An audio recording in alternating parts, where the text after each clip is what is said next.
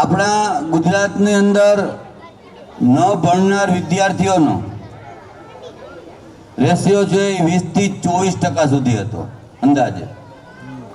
અને પ્રધાનમંત્રીશ્રીએ કન્યા કેળવણી અને શાળા પ્રવેશ ઉત્સવ કાર્યક્રમ થકી આજે 2003 થી 2026 સુધી સમગ્ર ગુજરાતમાં એ કાર્યક્રમો યોજાઈ રહેલ છે।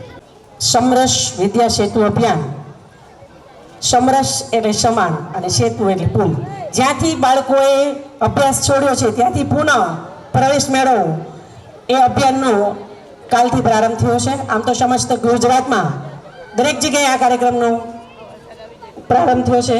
કેમ આ બેક ટુ સ્કૂલ કેમ્પેન અંતર્ગત સરકારશ્રીએ આવી એક ઝુંબેશ ઉપાડીને અને મહત્તમ બાળકો શાળામાં પરત પ્રવેશ મેળવે એના માટે સરકાર કાર્ય કરી રહી છે। 2003માં જ્યારે શાળા પ્રવેશ ઉત્સવ અને કન્યા કેળવણીની શરૂઆત આદરણીય પ્રધાનમંત્રી શ્રી નરેન્દ્રભાઈ મોદી સાહેબના અધ્યક્ષસ્થાને થઈ, ત્યારથી લઈ અને અત્યાર સુધી ગુજરાતનું પ્રત્યેક બાળક એનો બેઝિક જે રાઈટ છે, એનો હક છે કે શિક્ષણ મેળવી શકે એ માટે ગુજરાત સરકાર સતત ચિંતા કરી રહી છે અને અંતર્ગત શિક્ષણ વિભાગ સતત પ્રયત્નશીલ અને કાર્યશીલ રહ્યો છે।